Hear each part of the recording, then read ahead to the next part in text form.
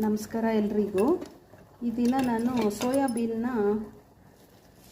Soap ಮಾಡಿದ್ದೀನಿ ಸ್ವಲ್ಪ ಹೊತ್ತು. ಅದನ್ನು ತೆಗೆದು ಮಿಕ್ಸಿ ಜಾರ್ಗೆ ಹಾಕ್ಕೋಬೇಕು.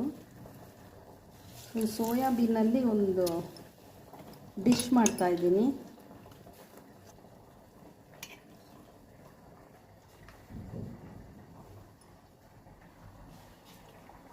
ಈ ಥರ ಬಂದಿದೆ. ಪಲ್ಸ್ ಮೋಡಲ್ಲಿ ಇದು ಮಾಡಿದ್ದೀನಿ. ಈಗ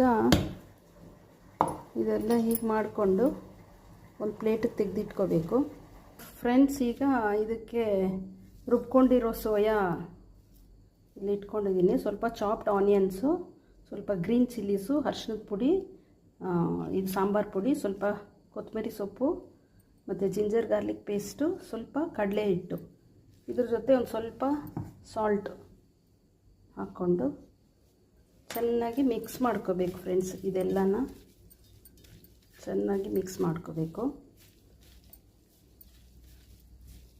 ಇದು ಒಂಥರ ನಾನ್ ವೆಜ್ ಥರನೇ ಇರುತ್ತೆ. ವೆಜಿಟೇರಿಯನ್ ಅವ್ರಿಗೆ ಇದು ತಿಂದರೆ ತುಂಬ ಟೇಸ್ಟಿಯಾಗಿರುತ್ತೆ.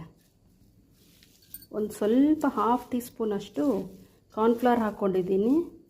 ಇದ್ರ ಜೊತೆ ಚೆನ್ನಾಗಿ ಈ ಥರ ಕಲಿಸ್ಕೊಂಬಿಟ್ಟು ಈಗ ಉಂಡೆ ಮಾಡ್ಕೋಬೇಕು.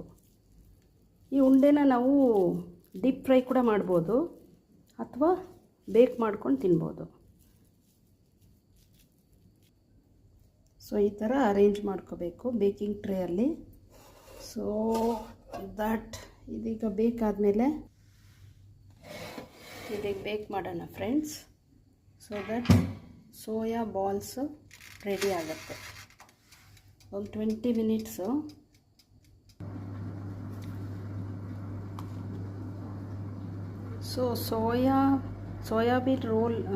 Soybean balls are ready. ನೀವು ಟ್ರೈ ಮಾಡ್ಬೋದು. Thanks for watching.